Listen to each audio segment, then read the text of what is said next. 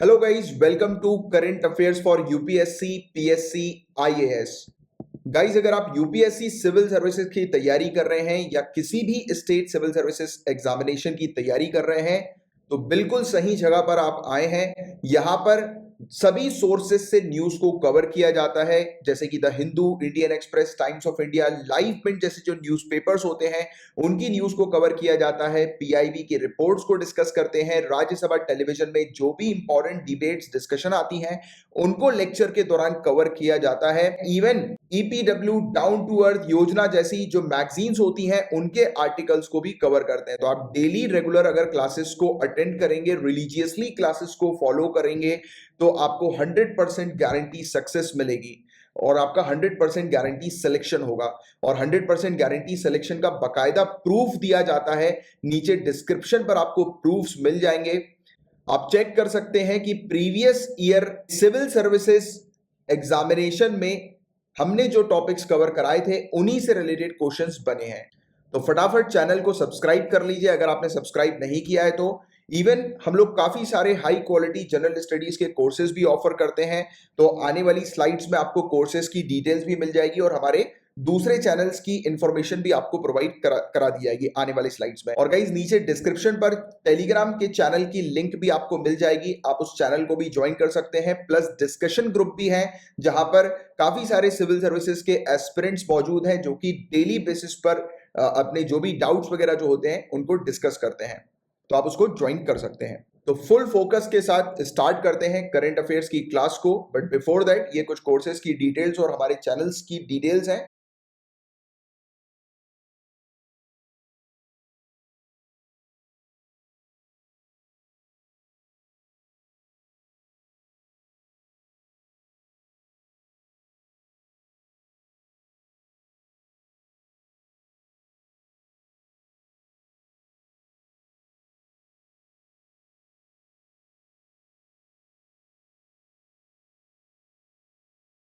आने वाले कल के आईएएस आईपीएस ऑफिसर्स को मेरा नमस्कार। तो चलिए क्लास को स्टार्ट करते हैं।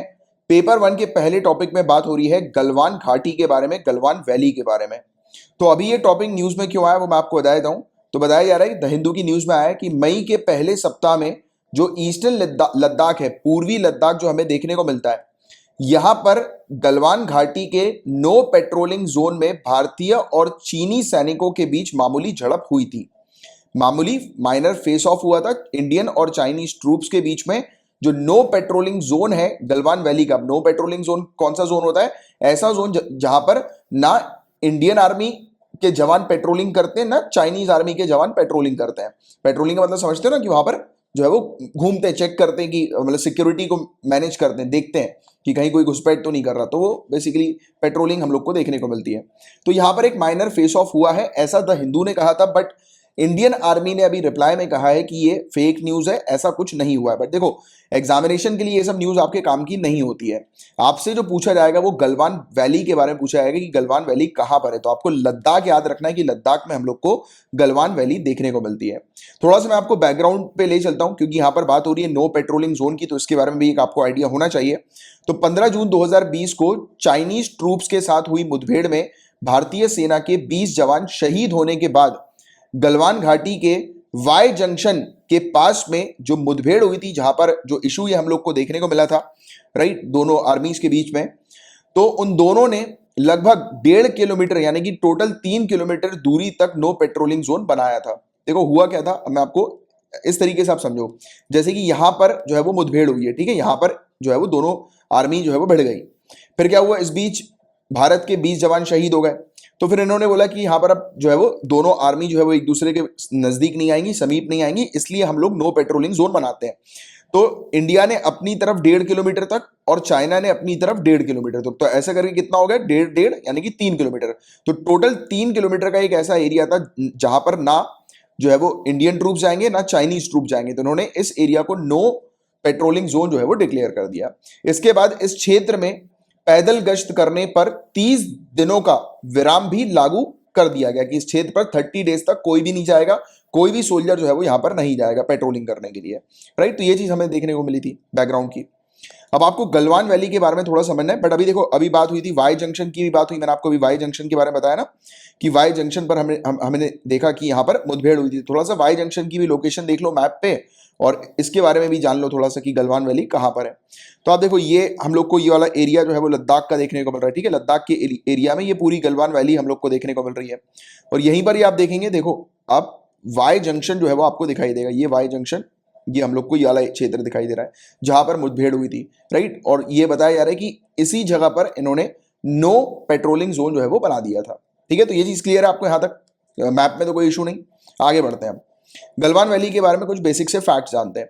तो गलवान घाटी क्षेत्र लद्दाख और अस्काई चीन के मध्य भारत चीन सीमा के निकट है, राइट। तो ये देखो गलवान वैली आपको ये दिखाई दे रही है, ये अस्काई चिन्ह देखने को मिल रही है ना, ये वाली जो बाउंड्री है ये अस्काई चिन्ह की, राइट। तो ये उस तरफ चाइना है, इस तरफ इंडिया है, तो इंडिया चाइना बॉर्डर पर ही ये गलवान वैली हम लोग को देखने को मिलती है, राइट। तो ये एक पॉइंट क्लियर रखना।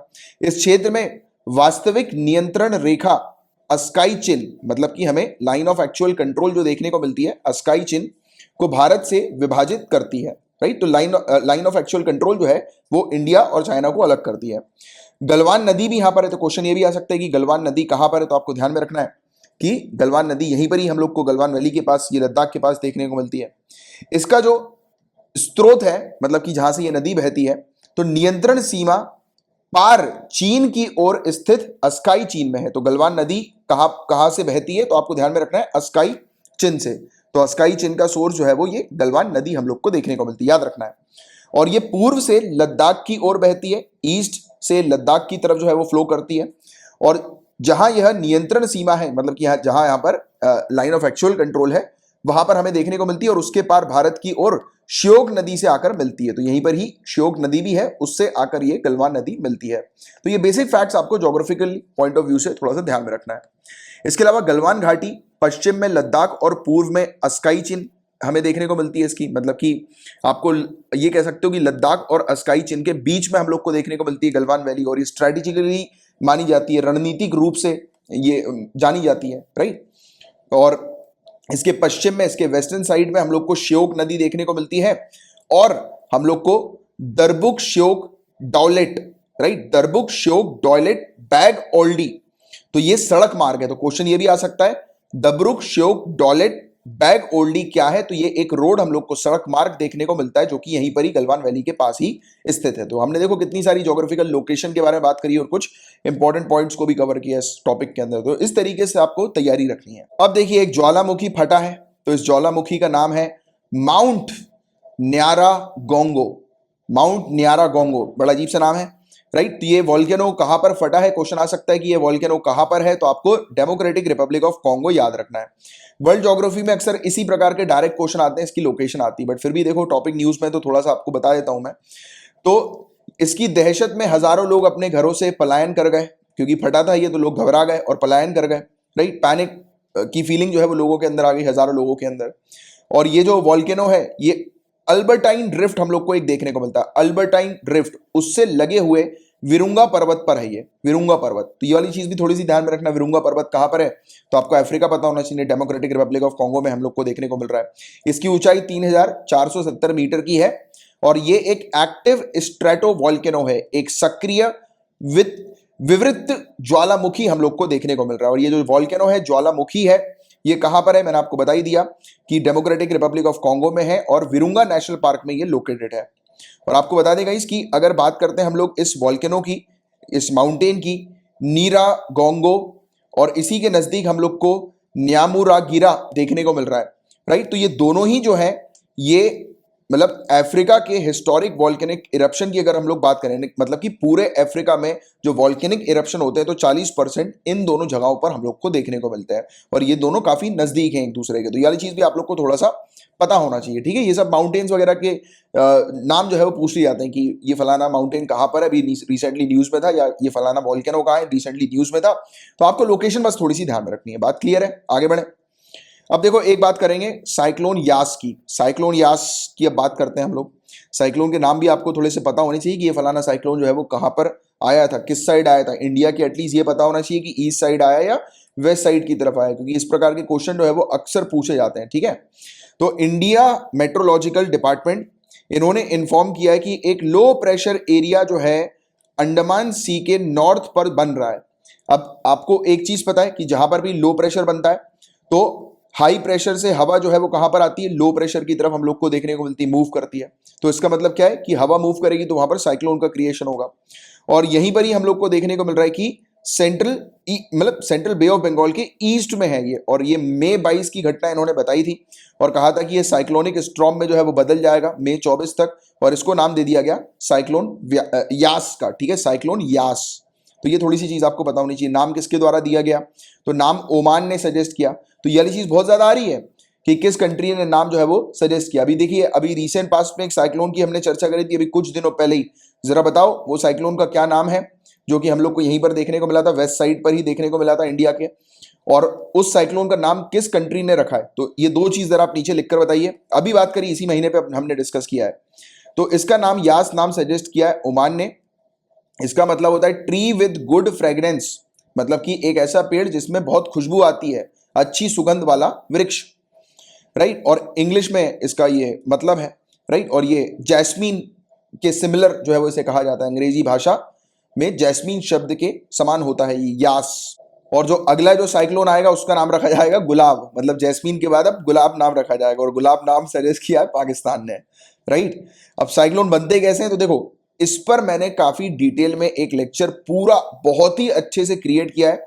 साइक्लोन बनते कैसे हैं इसमें, तो मतलब आपको ये यहाँ पर जो चीजें दिख रही हैं, मतलब जो मेंशन हुई हैं पूरी चीजें, मतलब कि ये थ्योरी जो आपको दिख रही है ये लिमिटेड है, बट मैंने पूरी डिटेल में एक एक चीज, बहुत पूरी चीज साइक्लोन के टॉपिक से रिलेटेड, मुश्किल से 15-20 मिनट का वो टॉपिक है, पूरा कवर किया हुआ है। उसके लिए आपको क्या करना है, अपना जो जनरल स्टडीज का चैनल है ना उसको ज्वाइन कर लो। जनरल स्टडीज के चैनल को नीचे डिस्क्रिप्शन पर आपको लिंक मिल जाएगी, उस चैनल पर वो वीडियो अवेलेबल है। और साथ ही साथ आप क्या करो, अपना जो टेलीग्राम का जो चैनल है ना उसको भी जरूर ज्वाइन कर लो। झा सर अकेडमी नाम से आपको चैनल मिल जाएगा, नीचे डिस्क्रिप्शन पर उसकी लिंक है। मैंने वहां पर कल रात में जो है ये पोस्ट किया है, मतलब वो वाला टॉपिक जो जिससे कि आपको वो इजीली मिल जाए।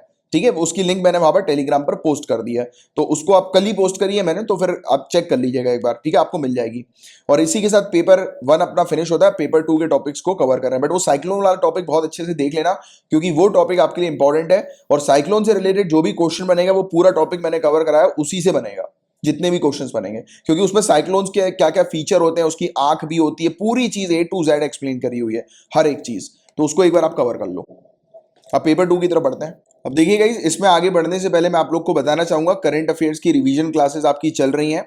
डेली बेसिस पर क्लास जो है वो आपको प्रोवाइड की जा रही है। जो स्टूडेंट 2021 में अपीयर हो रहे हैं, जनवरी 2020 से मैंने रिवीजन सीरीज शुरू करी आप लोगों के लिए करंट अफेयर्स की। तो उसके लिए आपको कुछ नहीं करना, टीचमेंट एप्लीकेशन को डाउनलोड कर लेना है गूगल ऐप स्टोर से, प्ले स्टोर रहता है ना गूगल में, तो हाँ, और उसमें ये क्लासरूम आईडी डाल देना, ठीक है। तो फिर आप डायरेक्टली क्लास में आ जाओगे, विद इन कुछ घंटों में मैं आपको क्लास में ऐड कर लूंगा, आप मुझे इन्विटेशन भेज देना। चलो अब आगे की बात करते हैं।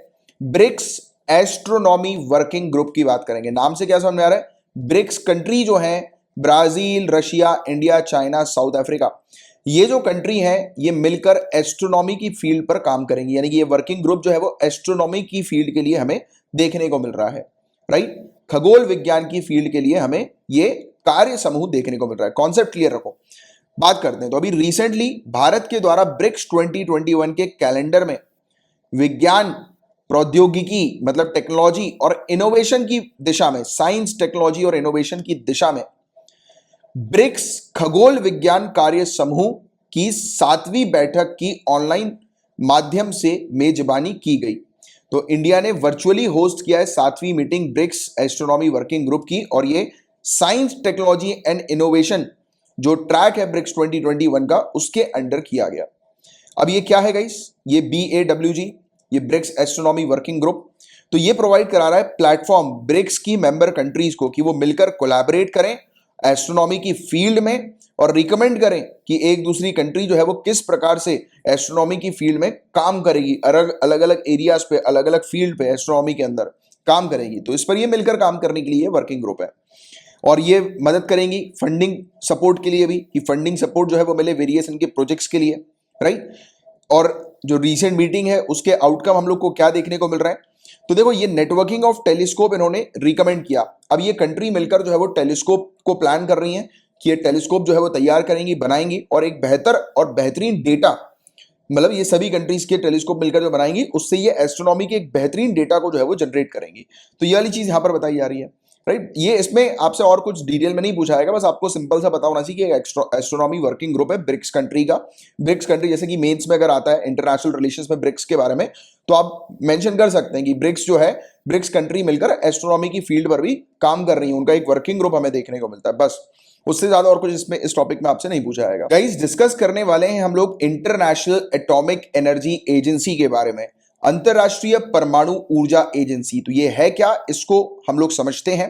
तो अंतरराष्ट्रीय परमाणु ऊर्जा एजेंसी की स्थापना कब हुई थी? तो वर्ष 1957 में इसको सेटअप किया गया था। किसके द्वारा सेटअप किया गया था? तो यूनाइटेड नेशन की फैमिली के अंडर, यूनाइटेड नेशन संयुक्त राष्ट्र जो संघ है उसके अंडर वैश्विक शांति के लिए परमाणु संगठन के रूप में इसकी स्थापना हुई थी।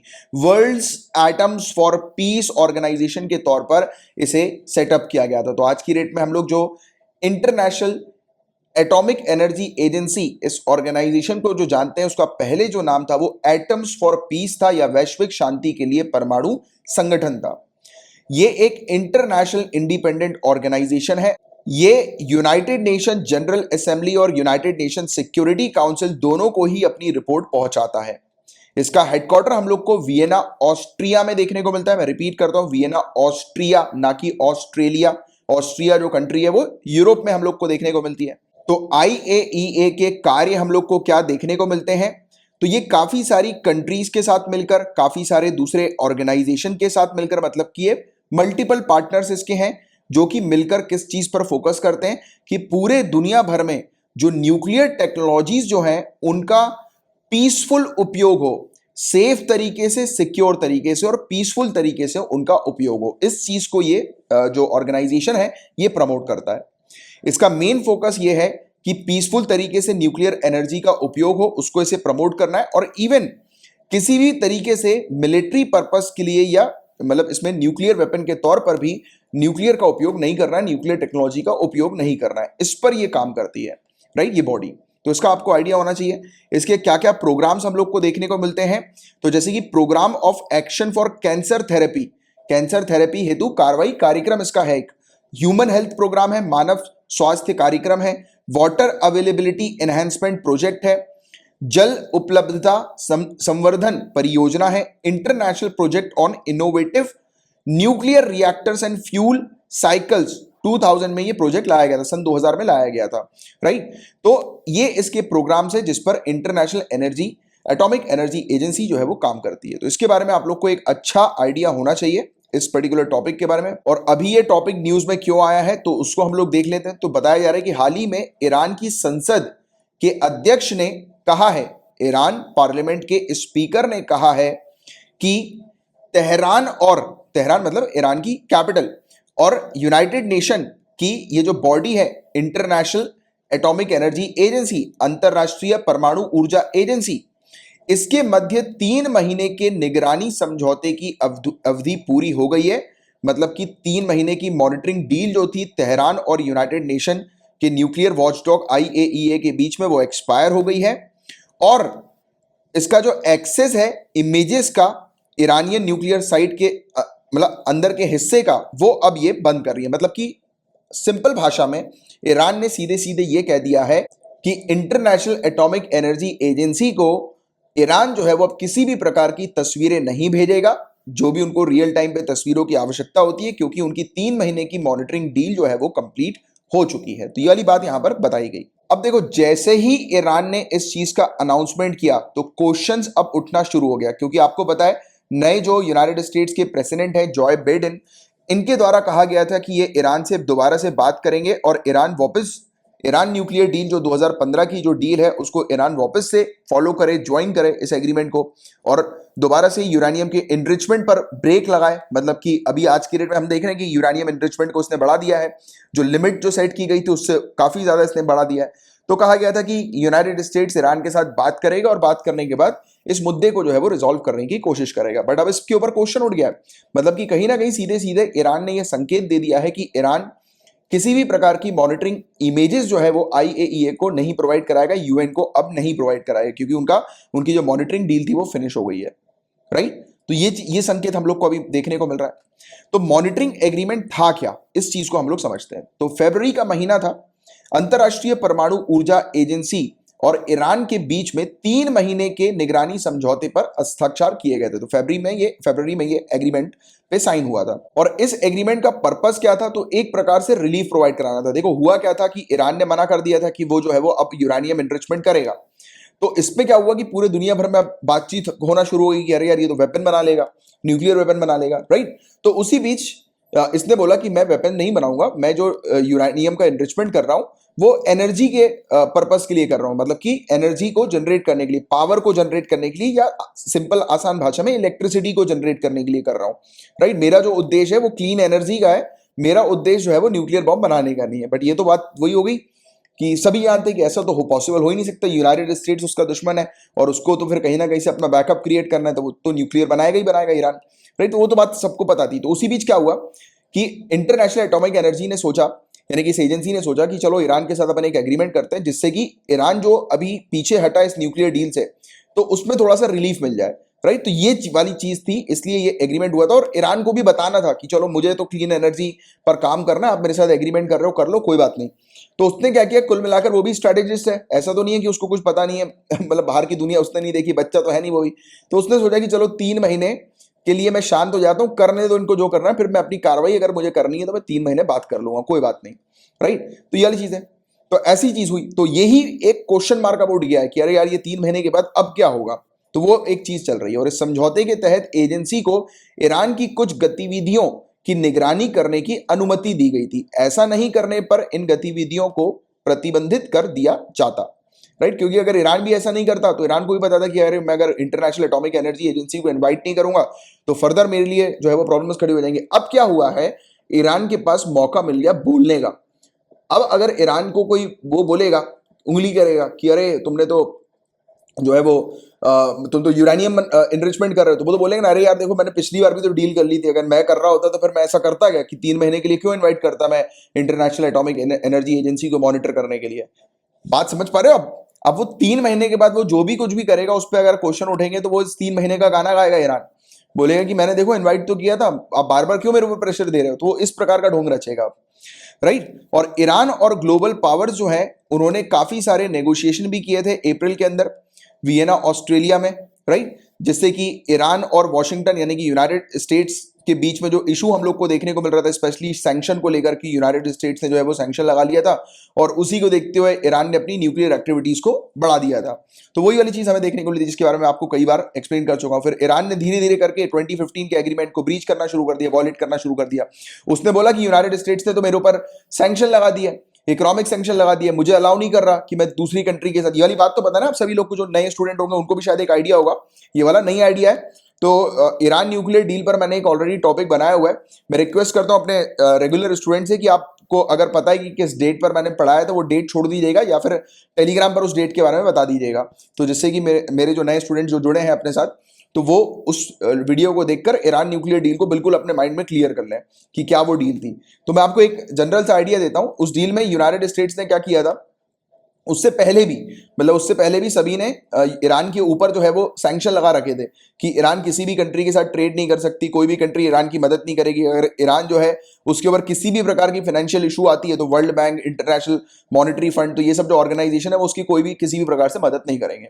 फिर ईरान की हालत खराब थी 2015 में। फिर ईरान के पास एक ऑप्शन आया कि ईरान को सभी इन देशों ने बोला मिलके कि चलो एक काम करो, आप जो है वो ये डील कर लो हमारे साथ कि आप जो है वो यूरेनियम का एनरिचमेंट नहीं करोगे, उसके बदले में आपके ऊपर इकोनॉमिक सैंक्शन हटा दिए जाएंगे, प्लस आपको जो है वो फाइनेंशियल मदद दी जाएगी, फाइनेंशियल एड दिए जाएंगे, ठीक है। तो ये वाली चीज हम लोग को देखने को मिलती है। अरे एक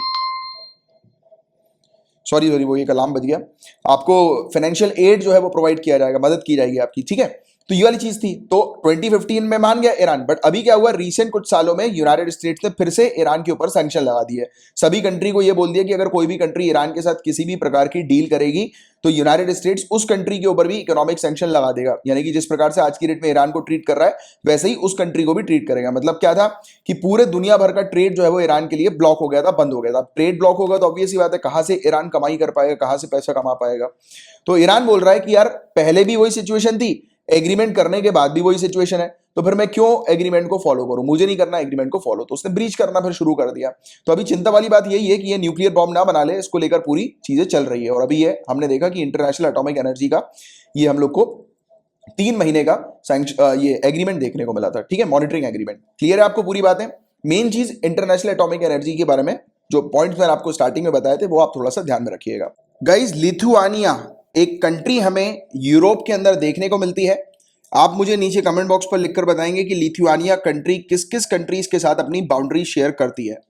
तो इस कंट्री ने चाइना के 17+1 कॉर्पोरेशन फोरम को क्विट कर दिया है, इससे इस्तीफा दे दिया है।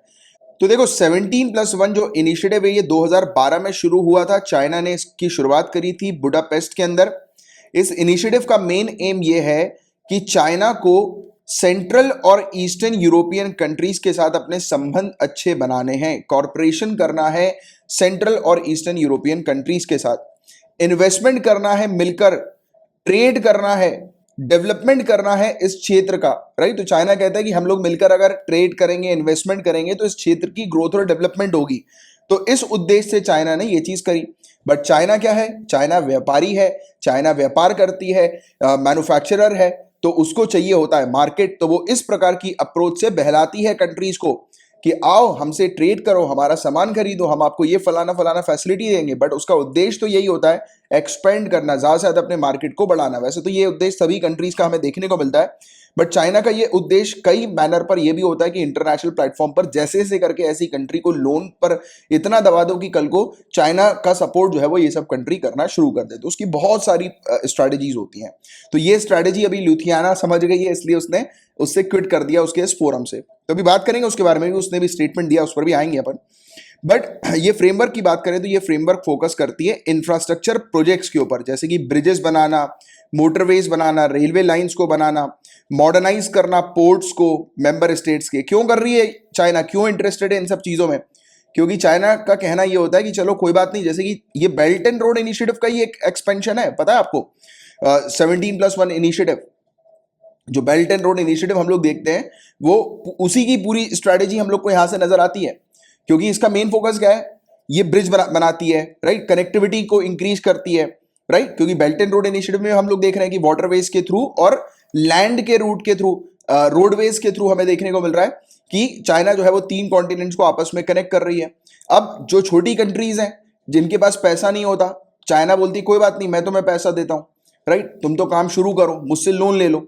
अब आने वाले समय में जब वो कंट्री चाइना के लोन में दब जाती है तो चाइना जो है वो उसी चीज के ऊपर, यानी कि इन्हीं सब चीजों के ऊपर, उसके दबाव के ऊपर मतलब बोलता है, कंट्री के ऊपर प्रेशर डालता है कि तुम मेरा इंटरनेशनल प्लेटफॉर्म पे सपोर्ट करो, वरना मैं तुम्हारा रूट बंद कर दूंगा, तुम्हारा ट्रेड पूरी तरह से बंद हो जाएगा। पहले तो उसको फंसाया और उसके बाद उसके ऊपर प्रेशर क्रिएट कर दिया। तो इस प्रकार की अप्रोच रखती है चाइना।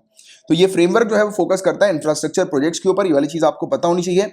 ये प्लेटफॉर्म लार्जली देखा जाता है कि ये चाइना की जो, वही मैंने आपको बताया, बेल्ट एंड रोड इनिशिएटिव है उसका एक्सटेंशन है, राइट। तो ये वाली चीज आपको पता होनी चाहिए। और चाइना का जो नैरेटिव हम लोग को 17+1 इनिशिएटिव का देखने को मिलता है वो ये है कि यूरोपियन कंट्रीज के साथ अपने रिलेशनशिप को बढ़ाने हैं।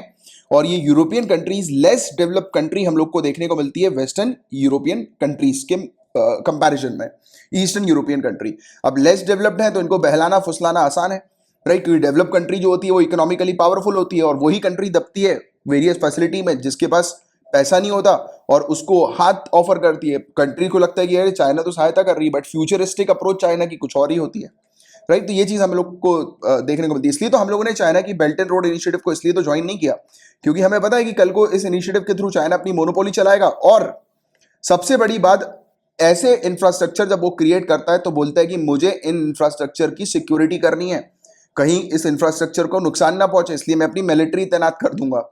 अब मिलिट्री हर एक कंट्री पे उसकी अगर तैनात होती रहेगी, हर एक रूट पे तैनात होती रहेगी, तो वो क्लियरली स्पाई करेगी, निगरानी रखेगी दूसरी कंट्री के ऊपर। और कल को अगर कुछ विवाद होता है तो उसकी मिलिट्री हर जगह फैली रहेगी, इंटरनली ही जो है वो हमें देखने को मिल सकता है कि वो शिकार जो है वो कर सकती है, अगर उसको करना है तो इस प्रकार की अप्रोच करनी है। तो इसके कंपोजिशन की बात करें तो इसके अंदर 12 यूरोपियन यूनियन की मेंबर कंट्रीज हैं, 5 बाल्कन कंट्रीज हैं जैसे कि Albania, Bosnia Herzegovina, right, Bulgaria, Croatia, चेक Republic, Estonia, Greece, Hungary, Latvia, Lithuania जिसने अभी निकल गई है ये, Macedonia, right, Montenegro, Poland, Romania, Serbia, Slovakia और स्लोवेनिया। तो ये सब हम लोग को इसकी कंट्री टोटल देखने को मिलती है, राइट। यूरोपियन यूनियन की मेंबर कंट्रीज भी हैं और 5 बाल्कन स्टेट्स की कंट्री हैं। अब बात करते हैं लिथुआनिया की।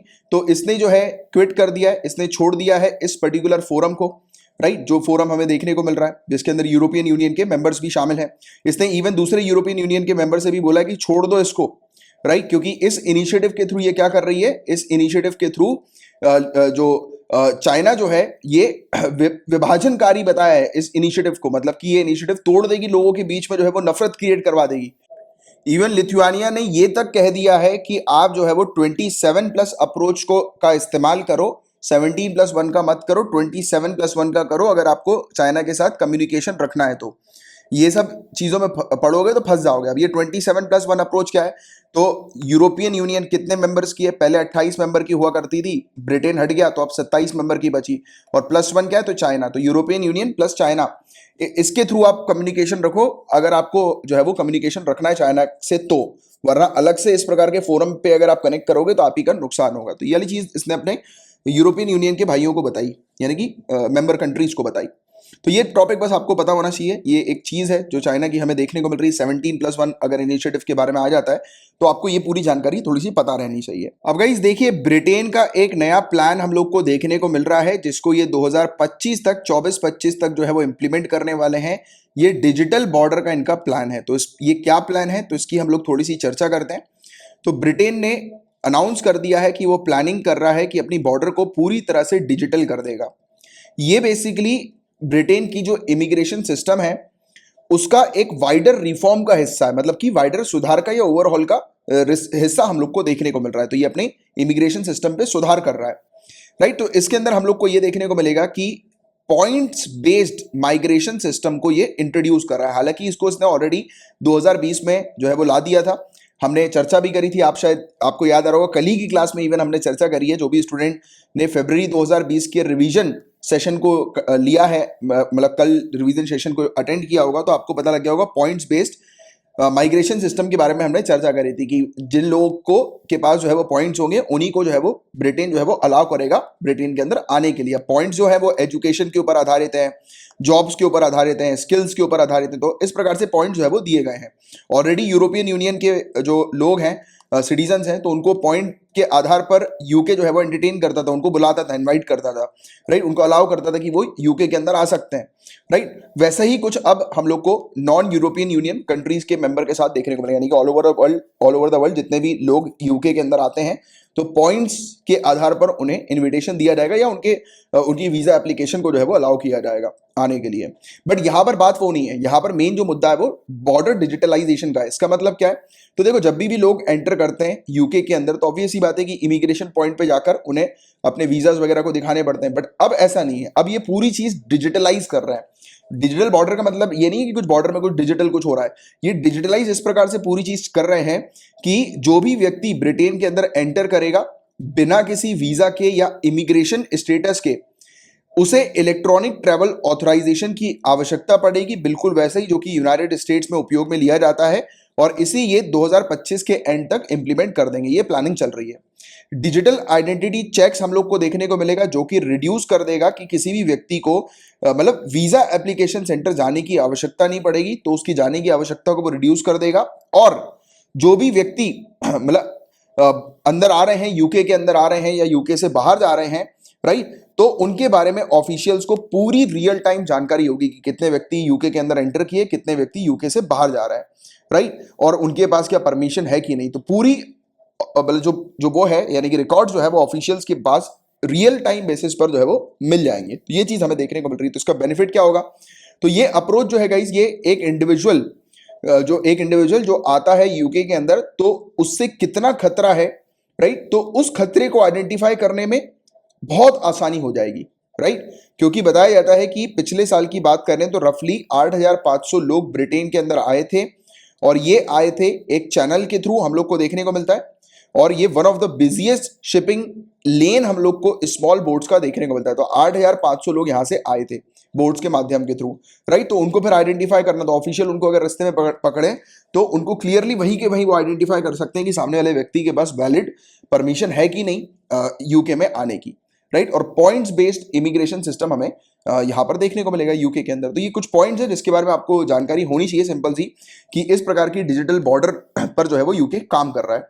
अब आने वाले समय में इससे रिलेटेड और जानकारी मिलेगी, तब तक के लिए थोड़ा सा वेट कीजिएगा। अभी के लिए सिंपल सी बात आपको सिर्फ यही रखनी है कि यूके डिजिटल बॉर्डर के ऊपर इसने काम करना शुरू कर दिया है। ये बेसिकली इनके ऑफिशियल जो है उनके पास एक इलेक्ट्रॉनिक माध्यम के थ्रू पूरी डिटेल जो है वो उनको मिल जाएगी कि कौन व्यक्ति जो है वो लीगल तरीके से यूके में आया है या नहीं आया है, या फिर उसके पास परमिशन है कि नहीं है। तो ये वाली चीज हम लोग को यहाँ पर देखने को मिल रही है। अब देखिए गाइस, एक मुद्दा हम लोग को कोवैक्सीन का देखने को मिल रहा है। आज की डेट में इंडिया जो है वो प्रयास कर रही है कि कोवैक्सीन जो है उसको अप्रूवल मिल जाए वर्ल्ड हेल्थ ऑर्गेनाइजेशन का और यूरोपियन यूनियन का। तो ये क्या है, किस चीज के अप्रूवल की डिमांड चल रही है, तो इसको हम लोग समझते हैं। तो देखो, कंसर्न चिंता वाली बात यह है कि जिन भी इंडियंस को ये वैक्सीन लग चुकी है, कोवैक्सीन लग चुकी है, तो उनको अभी ट्रैवल रिस्ट्रिक्शंस का रिलैक्सेशन नहीं मिल रहा। मतलब कि वो दूसरी जगह अब्रॉड में जाकर ट्रैवल नहीं कर पा रहे हैं। उसकी वजह क्या है? उसकी वजह यह है कि वर्ल्ड हेल्थ ऑर्गेनाइजेशन की एक लिस्ट है, इमरजेंसी यूज लिस्ट, जिसे आपातकालीन उपयोग सूची हम लोग कहते हैं। तो इस लिस्ट में कोवैक्सीन का जो टीका है वो शामिल नहीं है, राइट। इसको शामिल नहीं किया इस लिस्ट के अंदर। इस लिस्ट के अंदर वो वैक्सीन, जो भी वैक्सीन को इंक्लूड किया जाता है, इसका मतलब ये है कि जो भी लोग इस वैक्सीन को लगवा कर आ रहे हैं वो इजीली अब्रॉड ट्रैवल कर सकते हैं, फॉरेन कंट्रीज में ट्रैवल कर सकते हैं, राइट। तो बात यही है कि इंडिया जो है वो हैदराबाद की भारत बायोटेक की मदद कर रही है कि जल्दी से जल्दी उसको वर्ल्ड हेल्थ ऑर्गेनाइजेशन का और यूरोपियन मेडिसिन एजेंसी जो यूरोपियन यूनियन की है, इसका क्लियरेंस मिल जाए, जिससे कि जिन लोगों को कोवैक्सीन लगी है वो लोग ट्रैवल कर सकें अब्रॉड। तो मिनिस्ट्री ऑफ एक्सटर्नल अफेयर जो है गाइस, इनको टास्क दिया गया है पूरे मामले को स्टडी करने का और कोवैक्सीन को इस लिस्ट में शामिल करने में मदद करने का, राइट। तो देखो, इस चीज की आवश्यकता क्या है? तो जो यूरोपियन यूनियन के सदस्य देशों द्वारा कुछ शर्तों के आधार पर यूरोप से बाहर के देश के पूरी तरह से टीकाकरण करवाए हुए जो टूरिस्ट हैं, पर्यटक हैं, उनको अपने देश में प्रवेश करने की अनुमति देने संबंधी प्रस्ताव को पारित कर दिया गया है। मतलब कि जो यूरोपियन कंट्रीज हैं उन्होंने बोला है कि कुछ शर्तों के आधार पर जिन लोग को पूरी तरह से वैक्सीन लग चुकी है, यानी कि दोनों डोजेस लग चुके हैं, तो ऐसे टूरिस्ट को जो है वो एंटर करवाया जा सकता है जो यूरोपियन यूनियन के बाहर के हैं, यानी कि उनको बुलाया जा सकता है हमारी कंट्री के अंदर ऐसे एज अ टूरिस्ट के तौर पर। यदि भारत से यात्रा सेवाएं शुरू की जाती है तो एस्ट्राजेनेका की कोविशील्ड को इसके अंदर इंक्लूड किया गया है और यूरोपियन यूनियन की लिस्टिंग के अंदर इंक्लूड किया गया है। मतलब कि जो लोग इंडिया से आ रहे हैं, अगर उनको कोविशील्ड वैक्सीन लगी है तो उनको कोई टेंशन लेने की जरूरत नहीं, उनको अप्रूवल मिल जाएगा, क्योंकि इनकी जो लिस्ट है इमरजेंसी यूज लिस्ट, तो इसमें कोविशील्ड का नाम शामिल है। बट जिन लोग को कोवैक्सीन लगी है तो उनको अलाउ नहीं किया जाएगा, क्योंकि कोवैक्सीन का नाम, यानी कि इस वैक्सीन का नाम इस लिस्ट में शामिल नहीं है। तो आप बात को समझे कि क्या शर्तें हैं। तो होता है ना कि कुछ कुछ कंट्रीज है वो कुछ कुछ वैक्सीन पर भरोसा करती है, तो कोविशील्ड पर उनको भरोसा था, बट कोवैक्सीन पर अभी भरोसा नहीं है, शायद मे बी इसलिए उन्होंने उसको इस लिस्ट में शामिल नहीं किया।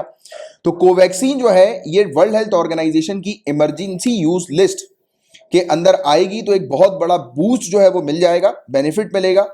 और इंडियन डेवलप्ड मेडिसिन ये पहली हम लोग को देखने को मिलेगी जिस वैक्सीन को इंडिया ने डेवलप किया है, प्रोड्यूस किया है, जो कि इस लिस्ट के अंदर शामिल होगी। अब देखिए, WHO की, वर्ल्ड हेल्थ ऑर्गेनाइजेशन की आपातकालीन उपयोग सूची क्या है, इमरजेंसी यूज लिस्ट क्या है, बहुत ध्यान से सुनना। वैसे तो हमें नाम से ही समझ में आ रहा है, इमरजेंसी यूज लिस्ट मतलब कि इस लिस्ट में दी गई चीजों को, इस लिस्ट में दी गए प्रोडक्ट को इमरजेंसी तौर पर उपयोग किया जा सकता है, राइट। तो WHO क्या करती है, रिस्क बेस्ड प्रोसीजर के आधार पर, मतलब कि रिस्क को देखती है कि बहुत सारी जैसे वैक्सीन हुई, अनलाइसेंस वैक्सीन हुई, या फिर कोई मेडिकल प्रोसीजर हुआ, या कोई डायग्नोस्टिक्स की चीजें हम लोग को देखने को मिलती हैं, राइट। तो ऐसी कुछ चीजें जब होती हैं, राइट, ऐसे कुछ प्रोडक्ट्स जब सामने आते हैं, जैसे वैक्सीन का एग्जांपल ले लो, तो जैसे वैक्सीन है, तो वैक्सीन जो है अगर लग रहा है, WHO ने आकलन किया, चेक किया और देखा कि हाँ रिस्क जो है वो इन पर्टिकुलर वैक्सीन के ऊपर कम है, राइट, या फिर इसके जो रिस्क है कंपैरेटिवली हमें देखने को मिल रहा है कि कम है, कि इसका उपयोग जो है वो किया जा सकता है, इससे ह्यूमन की हेल्थ को मेजर इंपैक्ट नहीं पड़ेगा।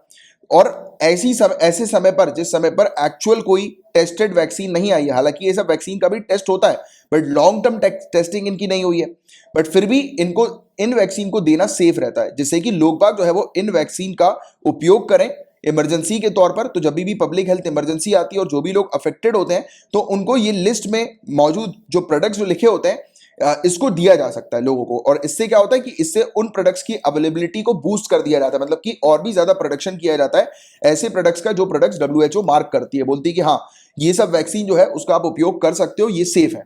बात समझ रहे हो आप लोग? तो ये चीज हमें देखने को मिल रही है। अब ये क्या करती है गाइस, ये जो इंटरेस्टेड यूनाइटेड नेशन की प्रोक्योरमेंट एजेंसी और मेंबर स्टेट होते हैं, यूनाइटेड नेशन की ऐसी एजेंसी जो कि वैक्सीन वगैरह को खरीदती है, प्रोक्योर करती है, तो उनको मदद करती है सही डिसीजन लेने के लिए कि किस प्रकार के प्रोडक्ट्स जो है उसका उपयोग करना है, राइट, और कितनी क्वांटिटी में रखना है, क्या सेफ्टी उसकी होनी चाहिए, परफॉर्मेंस डेटा उसका क्या है। तो ये सब निर्धारित जो है वो करती है यूनाइटेड नेशन की एजेंसी और मेंबर स्टेट्स, और प्रोक्योर करते हैं फिर ऐसी वैक्सीन को जो कि इस लिस्ट के अंदर मौजूद होती है। मतलब आसान भाषा में कि जैसे कि इंडिया के केस में हम लोग इमरजेंसी यूज ऑथराइजेशन की बात करते हैं कि कई कई सारी ऐसी वैक्सीन होती हैं या कई सारे ऐसी दवाइयां होती हैं जिसका प्रॉपर टेस्ट हुआ नहीं होता, बट फिर भी इनिशियली जो सिचुएशन को हैंडल करने के लिए अलाउ कर दिया जाता है कि इमरजेंसी के समय पर इसका आप उपयोग कर सकते हो, राइट। तो बात वही है बिल्कुल वैक्सीन के केस में, डब्ल्यूएचओ के केस में इसकी ये लिस्ट हम लोग को इस प्रकार की देखने को मिलती है। एलिजिबिलिटी क्या होती है किसी प्रोडक्ट को इस लिस्ट में शामिल करने की? तो 3 प्रोडक्ट्स की अगर हम बात करें, जैसे कि वैक्सीन हो गई, थेरापॉटिक्स हो गई, मतलब कि कोई मेडिकल प्रोसीजर हो गया, राइट, या फिर इन विट्रो डायग्नोसिस हो गई, राइट। तो ये 3 चीज हम लोग को देखने को मिलती है। तो इसमें से हर एक के स्पेसिफिक रिक्वायरमेंट होते हैं जिसके इवैल्यूएशन करने के बाद, यानी कि जिसका जांच पड़ताल, जिसका आकलन करने के बाद, मूल्यांकन करने के बाद जो है वो फिर शामिल किया जाता है। और जैसे मैंने आपको बताया कि रिस्क बेस्ड आधार पर कि कितना रिस्क क्या है उसको देखते हुए फिर किया जाता है। और कुछ क्राइटेरिया जो है उसको फुलफिल करना होता है। एक तो जो डिजीज होती है जिसके लिए वो प्रोडक्ट बनाया गया है, राइट, तो वो सीरियस और इमीडिएटली लाइफ थ्रेटनिंग डिजीज होना चाहिए, राइट। ऐसी डिजीज जिसमें कि इंसान की मौत होने की संभावना है, राइट। अगर ऐसी कोई डिजीज है तो उसमें इस प्रकार की इमरजेंसी मतलब यूज ऑथराइजेशन के लिए या इमरजेंसी यूज लिस्ट के अंदर मौजूद प्रोडक्ट्स को जो है वो शामिल कर लिया जाता है। क्योंकि बात बिल्कुल वही है ना कि अगर जब केस जो हो वो जीवन या मृत्यु का हो, राइट, केस यानी कि ऐसा केस हो कि अब इंसान की मौत होना जो है वो फिक्स है या हो सकती है, इंसान की हालत बहुत ज्यादा खराब है, तो उस केस को हैंडल करने के लिए इस प्रकार के प्रोडक्ट का इस्तेमाल किया जा सकता है। और ऐसी कोई बीमारी हो जिसके कारण महामारी आ सकती है, पेंडेमिक आ सकती है, एपिडेमिक आ सकती है, एकदम तेजी से फैल सकती है ऐसी बीमारी, तो उस बीमारी के फैलने का जब खतरा बहुत ज्यादा होता है तो एक दूसरी कंडीशन होती है कि ऐसी पर्टिकुलर दवाइयों को, वैक्सीन को या प्रोसीजर्स को जो है वो अलाउ कर दिया जाता है, इस लिस्ट में शामिल कर दिया जाता है इमरजेंसी उपयोग के लिए, है ना। तो ये सब चीजें हमें देखने को मिलती है, ये सब असेसमेंट होते हैं जिनको देखने के बाद शामिल किया जाता है। और ऐसे किसी मतलब कोई बीमारी है उसके लिए कोई भी ऐसा कोई लाइसेंस प्रोडक्ट अवेलेबल नहीं है मार्केट में या उस बीमारी को ट्रीट करने का, तो ये सब चीजें देखने के बाद फिर ये प्रोडक्ट जो होते हैं, वैक्सीन हो गई, मेडिकल प्रोसीजर हो गया, इनको इंक्लूड कर दिया जाता है इस लिस्ट के अंदर। बात समझ में आई आपको?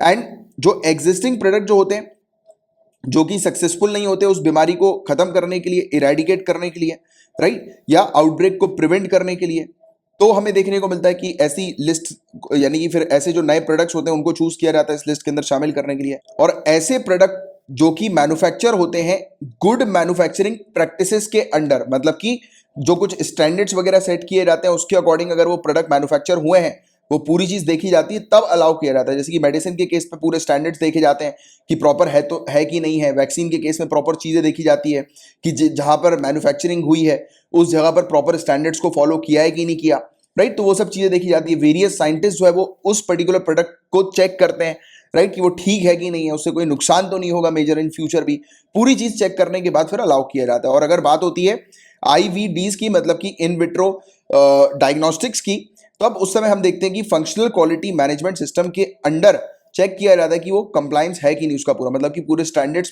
प्रोसीजर उस मैन्युफैक्चरिंग कंपनी ने फॉलो किए हैं कि नहीं किए हैं उस प्रोडक्ट को मैन्युफैक्चर करते समय। बात समझ में आई?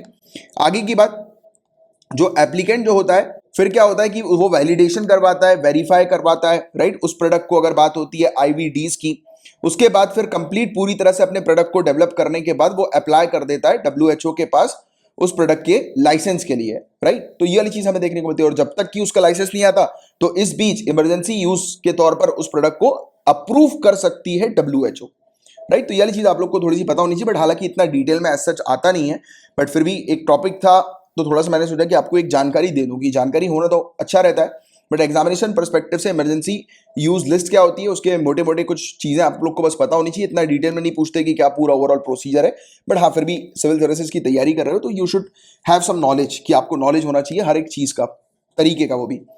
चलो अब पेपर 3 के टॉपिक्स को कवर करने हम लोग जा रहे हैं।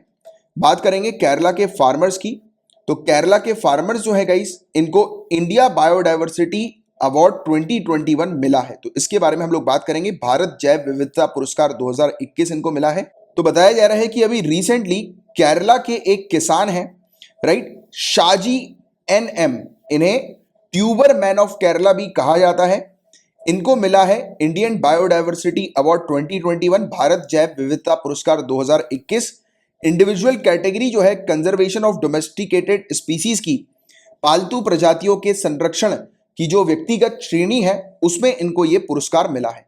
ठीक है, शाजी NM को केरला का ट्यूबरमैन कहा जाता है जैसा मैंने आपको बताया, और शाजी NM जो है ये लगभग 200 कंद फसलों यानी कि ट्यूबर क्रॉप्स की एक विस्तृत श्रृंखला को संरक्षित करते हैं, ये कंजर्व करते हैं वाइड रेंज 200 ट्यूबर क्रॉप्स की, जिसके अंदर हम लोग को greater yam, lesser yam, elephant foot yam, arrowroot, colocasia, sweet potato, cassava और चाइनीज पोटैटो देखने को मिलता है। जैसे कि बड़ी अरबी, छोटी अरबी खाई है ना आपने, अरबी की सब्जी, जिमीकंद, अर्रारोट, शकरकंद, मीठे आलू, कसावा, राइट, और चाइनीज आलू इसके अंदर शामिल हम लोग को देखने को मिलते हैं, राइट। यानी कि उन्होंने इस प्रकार की प्रजातियों को कंजर्व करने के लिए काम किया है, तो इसलिए उनको ये अवार्ड से सम्मानित किया गया है। इनके लिए PPV एंड अधिकरण मतलब कि अथॉरिटी न्यू दिल्ली द्वारा स्थापित प्लांट जीनोम सेवियर रिवॉर्ड 2015 सहित कई राज्य पुरस्कार भी मिल चुके हैं, तो इनको काफी सारे स्टेट अवार्ड्स भी मिल चुके हैं। बात करें हम लोग इंडिया बायोडायवर्सिटी अवार्ड की, भारत जैव विविधता पुरस्कार की, तो 2012 में गवर्नमेंट ऑफ इंडिया ने यूनाइटेड नेशन डेवलपमेंट प्रोग्राम जो इंडिया है उसकी पार्टनरशिप के साथ शुरुआत करी इंडिया बायोडायवर्सिटी अवार्ड की, उन लोगों को रिकॉग्नाइज करने के लिए, उन लोगों को सम्मानित करने के लिए जो कि बायोडायवर्सिटी के कंजर्वेशन पर काम करते हैं, बायोडायवर्सिटी का सस्टेनेबल तरीके से उपयोग हो उस पर काम करते हैं और ग्रास रूट लेवल पर गवर्नेंस का काम करते हैं। तो ऐसे लोगों की पहचान करने और उनको सम्मानित करने के लिए यह पुरस्कार शुरू किया गया था 2012 में, इंडिया बायोडायवर्सिटी अवार्ड। और इस अवार्ड के साथ 2 लाख रुपए का कैश प्राइज और सिटेशन जो है वो दिया जाता है। तो ये वाली चीज आप लोग को थोड़ी सी पता होनी चाहिए। अब देखिए गाइस, भारत सरकार ने क्लियरली व्हाट्सएप को कह दिया था कि बेटा चेंज कर लो अपनी जो प्रिवेसी पॉलिसी लेकर आए हो, नया अपडेट लेकर आए हो, वरना सब बंद करा देंगे इंडिया के अंदर। और इंडिया के अंदर ऑलरेडी इतने सारे यूजर्स हैं तो कौन रिस्क लेता। तो अब ये आ गए हैं, मतलब इन्होंने अभी, मैं आपको लेटेस्ट अपडेट बता रहा हूँ क्योंकि सरकार ने तो 25 मई तक का टाइम दिया था कि इन्होंने बोला है कि ये नेगोशिएट करने के लिए अब तैयार है। तो देखो अभी जो हमारी IT मिनिस्ट्री है और व्हाट्सएप के जो रिप्रेजेंटेटिव हैं उनके साथ जो है वो अभी चर्चा हुई दोनों की, और जो व्हाट्सएप की जो अपडेटेड प्रिवेसी पॉलिसी है उस मुद्दे पर चर्चा हुई। और ये जनवरी से जो है वो ये अपडेट की पॉलिसी और ये बातचीत जो है वो चल रही थी। तो बट अब मिनिस्ट्री ने रिसेंटली फिर से जो है वो चर्चा की और वार्न किया, क्लियरली एक बात कही कि बेटा अब जो है वो दूसरी बार वार्निंग नहीं देंगे। अगर ये 25 मई तक अगर हमें सेटिस्फैक्ट्री रिप्लाई नहीं दिया तो तुम्हारे खिलाफ जो है वो लीगल कार्रवाई भी की जाएगी और बंद करा दिया जाएगा व्हाट्सएप को। बहुत हो गया। तो अब वो आ गया लाइन पे, अभी तो बोल रहा है कि चलो ठीक है, मैं जो है वो नेगोशिएशन करने के लिए तैयार हूं। बट देखिए एग्जामिनेशन के लिए ये प्रिवेसी पॉलिसी, गोपनीयता नीति, ये आपके लिए इंपॉर्टेंट है। हालांकि इसके बारे में कई बार हम लोग चर्चा कर चुके हैं, एक बार फटाफट देख लेते हैं। तो information sharing with third party service, तीसरे पक्ष की सेवाओं के साथ जानकारी साझा करना। तो व्हाट्सएप ने बोला कि इसकी जो और दूसरी कंपनीज हैं जिनके साथ ये कनेक्टेड है, तो ये थर्ड पार्टी है, तो उनके साथ जो है वो व्हाट्सएप का डेटा शेयर किया जाएगा, राइट। व्हाट्सएप अपना डेटा इनके साथ शेयर करेगी, जैसे कि फेसबुक हो गई या दूसरे फेसबुक कंपनी के प्रोडक्ट्स हो गए, राइट। तो ये वाली चीज है, तो इसके साथ जो है ये अपनी सर्विसेज शेयर करेगी। तो ये वाला एक इसने बोला, एक चीज इसने बताई कि जो भी व्हाट्सएप के जो डेटा है वो दूसरे प्रोडक्ट्स के साथ या दूसरी कंपनीज के साथ जो है वो शेयर किए जा सकते हैं, जिनके साथ एग्रीमेंट है, जिनके साथ कनेक्शन है व्हाट्सएप का। हार्डवेयर की इंफॉर्मेशन व्हाट्सएप जो है वो कलेक्ट करेगा कि कौन सी डिवाइस यूज कर रहे हो, बैटरी लेवल क्या है, सिग्नल कितना मिलता है, कौन सा ऐप का वर्जन है। ब्राउजर इंफॉर्मेशन भी ले लेगा, मोबाइल का नेटवर्क ले लेगा, कनेक्शन इंफॉर्मेशन जैसे कि मोबाइल नंबर क्या है, इंटरनेट सर्विस प्रोवाइडर जो है वो आपका कौन है, मतलब कि एयरटेल है, वोडाफोन है, जियो है, क्या है, तो उसकी पूरी इंफॉर्मेशन ये ले लेगा।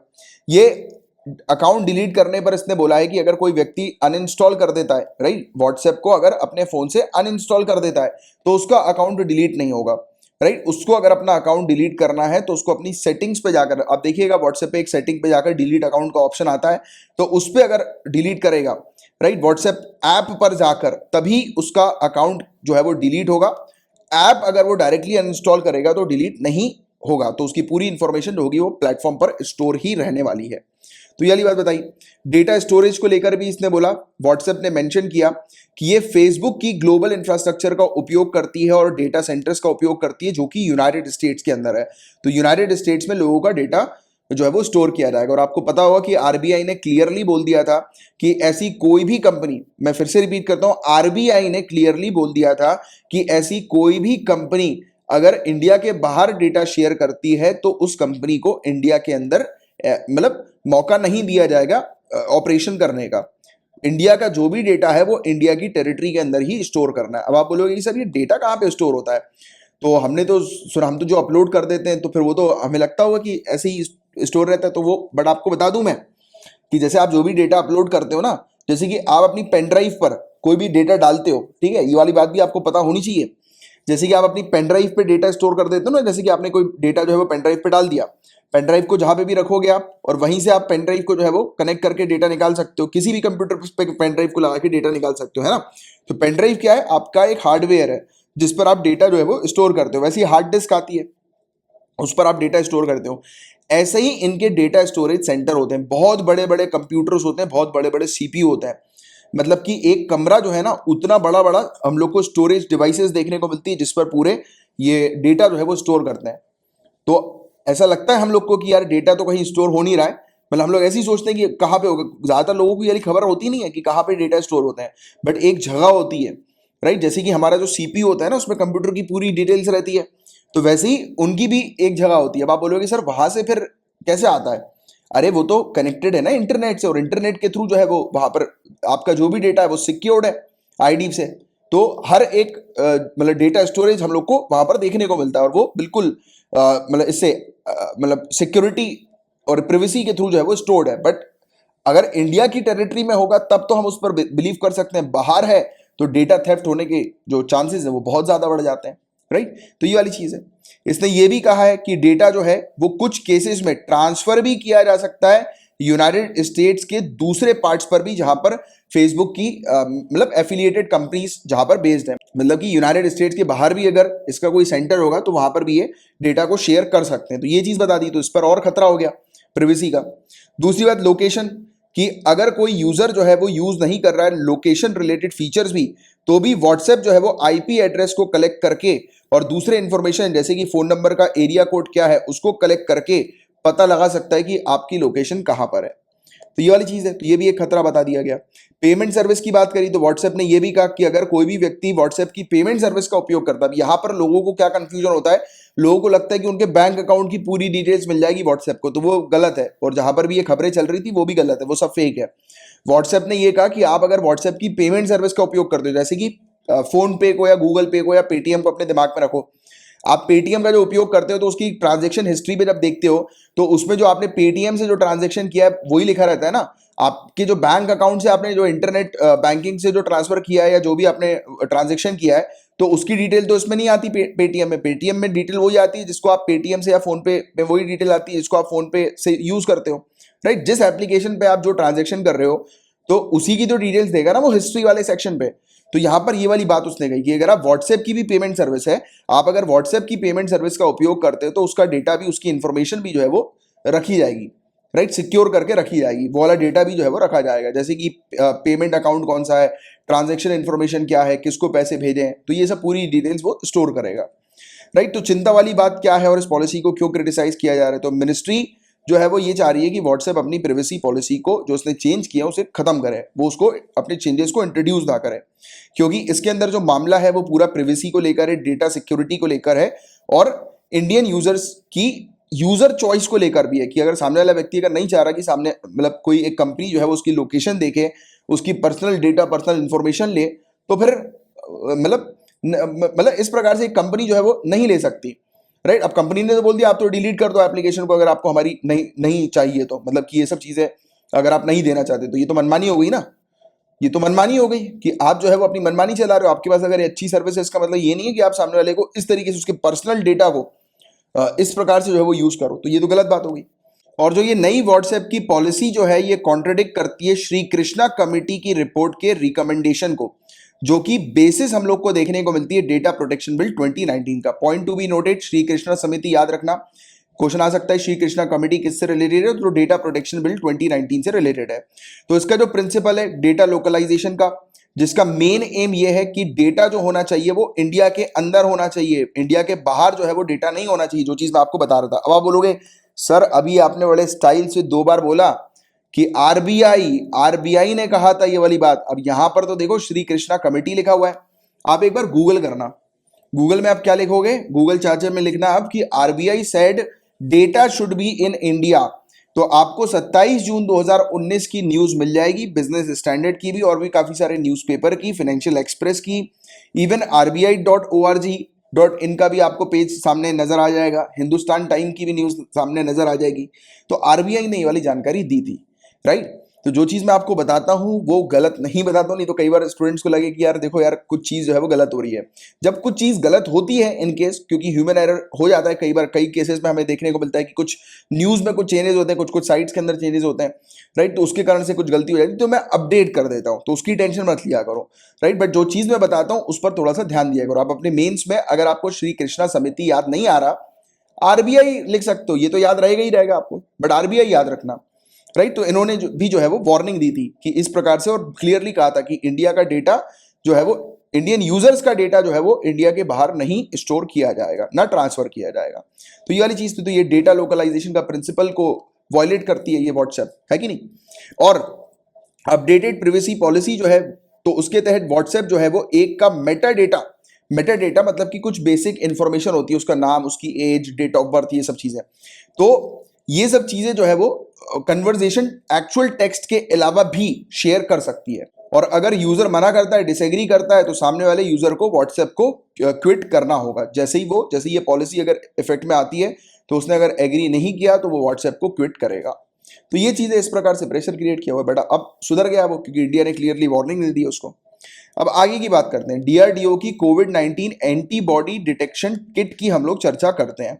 तो defence institute of physiology and allied science, ये एक लेबोरेटरी है डीआरडीओ की, defence research and development organisation की। इन्होंने डेवलप करी है कोविड-19 एंटीबॉडी डिटेक्शन किट, जिसका नाम इन्होंने दिया है डिपकोवैन। क्या दिया है? डिपकोवैन इसका नाम है इस एंटीबॉडी डिटेक्शन किट का। अब डिपकोवैन की बात करें तो ये स्पाइक्स को और न्यूक्लियो कैप्सिड प्रोटीन को, कोरोना वायरस के अंदर जो होते हैं, उसको डिटेक्ट कर सकती है। सेंसिटिविटी 97% और स्पेसिफिसिटी 99% के साथ, मतलब कि आप ये कह सकते हो सटीकता के साथ जो है वो डिटेक्ट कर सकती है। और इस शेल्फ लाइफ जो होगी इस किट की, वो 18 महीने की हमें देखने को मिलेगी, राइट, 1.5 साल की। और इसे डेवलप किया गया है वैनगार्ड डायग्नोस्टिक्स प्राइवेट लिमिटेड के एसोसिएशन के साथ। एंटीबॉडी डिटेक्शन किट जो है ये अप्रूव कर दी गई है आईसीएमआर के द्वारा अप्रैल 2021 में। एंटीबॉडी क्या होती है, तो अभी तक तो आप बिल्कुल समझ ही गए होंगे, इन्हें इम्यूनोग्लोब्युलिन कहा जाता है। ये प्रोटेक्टिव प्रोटीन होते हैं, ये इम्यून सिस्टम के द्वारा प्रोड्यूस किए जाते हैं। अगर कोई भी फॉरेन सब्सटेंस आता है, जैसे कि एंटीजन हो गया, वायरस हो गया, कुछ भी, मैं आपको बताता था ना पहले, कितनी बार हम पढ़ चुके हैं इसके बारे में, कोई भी बॉडी के अंदर कोई फॉरेन चीज आई, फॉरेन सब्सटेंस आया, तुरंत हमारी बॉडी की जो मिलिट्री होती है वो एकदम एक्टिवेट हो जाती है। बॉडी के अंदर जो हमारे जो खिलाड़ी होते हैं मारने के लिए, मतलब जो गैंग जो बनी हुई है हमारे इम्यून सिस्टम की, वो एक्टिवेट हो जाती है और बाहर से आए हुए किसी भी सदस्य को निपटा देती है। उसको पसंद नहीं है कि बॉडी के अंदर कोई तीसरा व्यक्ति एंटर करे। एंटीबॉडी जो है वो रिकॉग्नाइज करती है और अटैक करती है एंटीजन को, राइट, और उसे बॉडी से रिमूव करती है, राइट। तो ये वाला पॉइंट भी आप लोग को पता होना चाहिए एंटीबॉडी से रिलेटेड, जिसको न जाने कितनी बार अपन कवर कर चुके हैं। और ये जो 3 टॉपिक्स हैं, यानी कि अभी मैं व्हाट्सएप से जो मैं टॉपिक आपको पढ़ा रहा हूँ, ये कल के लेक्चर के हैं, कल छूट गए थे, गले में थोड़ी परेशानी थी, आज भी है, बट गर्म पानी लेना अब शुरू कर दिया है। हाई मतलब डॉक्टर से बात हुई थी, वैसे टेलीफोनिक कन्वर्सेशन हुआ था, तो उनने कुछ दवाई लिख दी और गर्म पानी लिख दिया। अब गर्म पानी पी रहे हैं, वो कर रहे हैं, 5 दिन के बाद नहीं तो सीटी स्कैन कराना पड़ेगा। अब देखते हैं, लेट्स सी। होप। वैसे तो आज अच्छा लग रहा है गर्म पानी पीकर थोड़ा बहुत, बट फिर भी सर पता नहीं क्यों दुख रहा है कंटिन्यूअसली।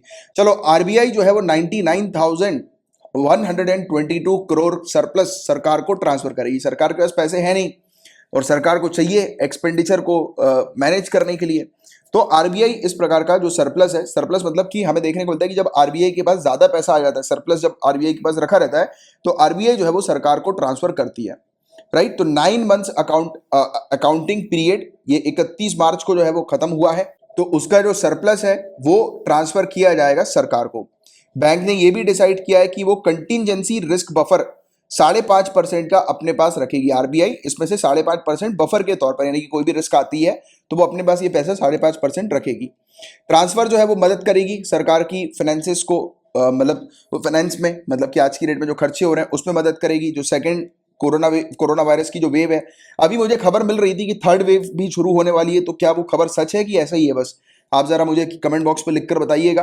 बट बिल्कुल आप वाली, मतलब एक्चुअली एक फ्रेंड से बात हो रही थी तो उसने बताया, अभी मैंने उसका वेरिफिकेशन नहीं किया है, आप ही लोग करके बता दो मुझे वेरिफिकेशन की सही है कि नहीं, क्योंकि मैं यहाँ पर जो भी टॉपिक्स रखता हूँ वो वैलिड वाले रखता हूँ, कि जो वैलिड होते हैं। और आप भी हमेशा एक चीज ध्यान में रखो, आप ब्यूरोक्रेट बनने वाले हो, आने वाले समय के आईएएस आईपीएस बनने वाले हो, तो आपको जो भी जो न्यूज है वो ऑफिशियल न्यूज ही आप लोग को, जैसे कि द हिंदू में आज मैंने देखा कि जो न्यूज आज अपन ने पहले ही टॉपिक में गलवान वैली के बारे में जो कवर किया, तो द हिंदू में जो न्यूज थी वो बाद में आर्मी ने बोला कि गलत न्यूज है, तो वो मैंने आपको बता दिया कि ये वाली न्यूज जो है वो गलत है। बट एक्चुअली में क्या होता है कि कुछ जो कॉन्टेक्स्ट होता है ना, उस पर ज्यादा ध्यान मत दिया करो, क्योंकि जैसे मैंने आपको बताया वो मुठभेड़ वगैरह हुई, तो उसके बारे में आपको मतलब ठीक है जनरल जानकारी होनी चाहिए, बट जो मेन जो टॉपिक है वो गलवान वैली का है, एग्जाम को निकालने के लिए, एग्जाम को क्रैक करने के लिए है।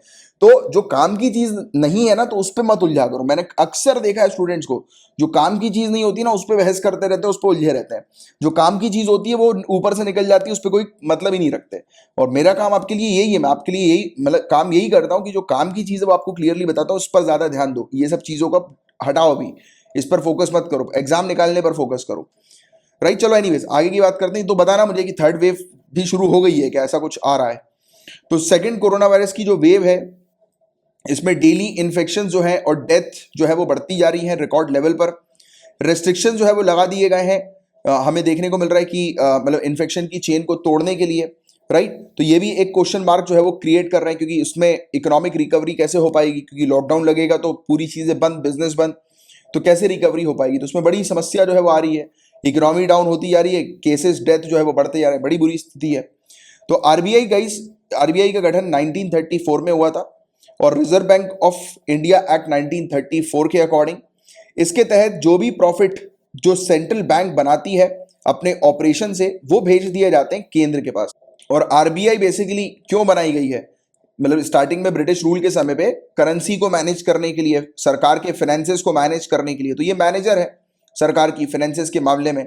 हर साल आरबीआई जो है उसे सरकार को डिविडेंड पे करना होता है, जिससे कि सरकार को फाइनेंस मिलता रहे, राइट। और जो भी उसका सरप्लस होता है या उसका जो प्रॉफिट होता है उससे उसे फॉरवर्ड करना होता है आरबीआई को। तो ये मैंडेट है आरबीआई के, ठीक है। और जो टेक्निकल कमिटी एक हमें देखने को मिलती है आरबीआई बोर्ड की, जिसे वाई.एच. मल्लिगम के द्वारा जो है वो हेड किया गया था, इसने रिव्यू किया था सरप्लस डिस्ट्रीब्यूशन पॉलिसी को और एडिक्वेसी ऑफ रिजर्व को, कि कितना रिजर्व जो है वो आरबीआई को अपने पास रखना चाहिए, और जो सरप्लस जो है यानी कि प्रॉफिट जितना बनता है उसमें से किस प्रकार से डिस्ट्रीब्यूट करना चाहिए। तो इन्होंने रिकमेंड किया था कि पैसा जो है वो ज्यादा ट्रांसफर किया जाए सरकार को। तो ये वाली चीज है। आरबीआई की अर्निंग कहां से आती है?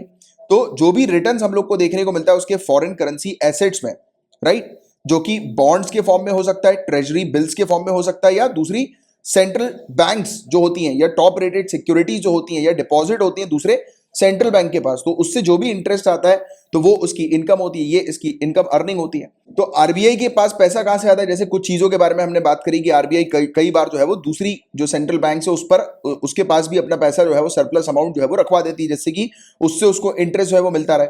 दूसरी बात, कई बार रातों रात जो है वो पैसों की आवश्यकता पड़ जाती है कमर्शियल बैंक्स को। आपको पता होगा कि जो बैंक्स होते हैं हमारे, जो जैसे कि जो हम लोग बाहर जाते हैं ना तो बैंक्स हम लोग को मिलते हैं, तो वो जो बैंक्स होते हैं तो उनको रातों रात जब आवश्यकता पड़ती है तो वो आरबीआई से जो है वो लोन मांगते हैं, राइट, पैसे मांगते हैं। तो उस पर जो इंटरेस्ट मिलता है आरबीआई को, तो वो जैसे रेपो रेट जिसको हम लोग बोलते हैं, तो उस पर जो इंटरेस्ट कमाती है आरबीआई, तो वो उसकी कमाई है, राइट। तो वो ये सब इंटरेस्ट है जो कि उसकी क्या इनकम है।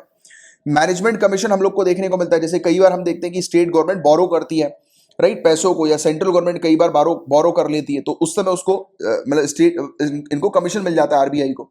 तो ये वाली चीज हमें देखने को मिलती है, तो ये सब इसकी कमाई है। और जब ये कमाई जब ज्यादा हो जाती है तो फाइनेंशियल ईयर के एंड में ये ट्रांसफर करती है अपने सरप्लस प्रॉफिट को, सरप्लस अमाउंट को सरकार को। तो ये पॉइंट आपको आरबीआई का पता होना चाहिए। और इसके खर्चे कहां पर होते हैं, जैसे कि करेंसी नोट्स हैं उसको प्रिंट कराना है तो उस पर खर्चे हो रहे हैं, स्टाफ्स को सैलरी देनी है, राइट, उस पर खर्चे हो रहे हैं। कई बार बैंक्स को कमीशन देना होता है, जैसे कि कई बार जो भी ट्रांजेक्शन होता है गवर्नमेंट के बिहाफ में हमारी पूरी कंट्री के अंदर, तो उस ट्रांजेक्शन पर बैंक्स को जो कमीशन देना होता है तो वो आरबीआई जो है वो कमीशन प्रोवाइड करती है। कई बार प्राइमरी डीलर्स को देना पड़ता है जिसमें बैंक्स भी इंक्लूडेड होती हैं। और कई बार जैसे हम लोग को बोरिंग्स देखने को मिलती है तो उस पर भी कमीशन होता है। तो ये सब चीजें जो होती हैं तो वो खर्चे होते हैं आरबीआई के। तो आपको 2-3 खर्चे पता होने चाहिए, 2-3 प्रॉफिट्स पता होने चाहिए। और ये मेन चीज पता होनी चाहिए कि आरबीआई का ये मैंडेट है कि जैसे ही ईयर एंड होता है, फाइनेंशियल ईयर एंड होता है, तो उसके बाद जितना प्रॉफिट कमाया होता है आरबीआई ने वो ट्रांसफर करना होता है उसे सरकार को, ठीक है, मतलब अपने एक्सपेंडिचर को हटाकर। तो इसी के साथ अपनी आज की क्लास फिनिश होती है। और लाइक का बटन जरूर हिट कीजिएगा, नया है चैनल को सब्सक्राइब कीजिए और शेयर जरूर कीजिएगा लेक्चर को। और पॉलिटी का कोर्स आपके लिए अवेलेबल है, पूरी डिटेल्स यहाँ पर दी हुई है पॉलिटी के कोर्स की, मेरे द्वारा प्रिपेयर किया गया है। या पॉलिटी का कोर्स, एनवायरमेंट का कोर्स भी मेरे द्वारा ही प्रिपेयर किया गया है। और सीसेट का कोर्स एक अवेलेबल है, हिस्ट्री का कोर्स, पूरी हिस्ट्री वीडियो कोर्स है सबके सब, जिसमें पूरी चीज आपकी कवर करवाई जा रही है। सोशियोलॉजी अगर आपका ऑप्शनल है तो उसका पूरा कोर्स अवेलेबल है। और यूपीएससी 2021 की टेस्ट सीरीज आपके लिए अवेलेबल है। और करंट अफेयर्स का पीडीएफ पेड पैकेज अवेलेबल है। स्क्रीन पर पूरी चीज लिखी हुई है, आप वीडियो को पॉज करके देख सकते हैं। और कोई भी समस्या आती है तो ये मेरा नंबर है 9713282838। इस नंबर पर व्हाट्सएप या टेलीग्राम आप करके पूछ सकते हैं, ठीक है। जो भी कोर्सेज से रिलेटेड जानकारी चाहिए या कोर्सेज अगर आपको लेने हैं तो इस नंबर पर कांटेक्ट करके जो है वो पूछ सकते हैं। और विद इन 24 आवर्स मेरा रिप्लाई आपके पास आ जाएगा। और करंट अफेयर्स का पेड पैकेज मात्र 100 रुपीज पर मंथ की फीस के साथ है, जिसमें जो ये आप लेक्चर देख रहे हैं करंट अफेयर्स के, उसकी डेली लेक्चर्स की आपको पीडीएफ मिलती है, हैंड आउट नोट्स मिलते हैं, वीकली कंपाइलेशन रिवीजन के लिए आपको दिया जाता है और आपको मंथली मैगजीन दी जाती है। इतना सब कुछ मात्र 100 रुपीज पर मंथ की फीस में। और अगर आपको करंट अफेयर्स के एमसीक्यू को प्रैक्टिस करना है तो मात्र 50 रुपीज पर मंथ की फीस में ये फैसिलिटी भी अवेलेबल है। और एक ऑफर भी है जिस ऑफर को आप अवेल कर सकते हैं। और फिर ये देख लीजिए, आप पूरी चीज स्क्रीन पर आपके लिए लिखी हुई है। और इसी के साथ बस अब मैं कंक्लूड करता हूं, तब तक के लिए bye bye, take care, have a great day ahead, tata, मिलेंगे नेक्स्ट लेक्चर में।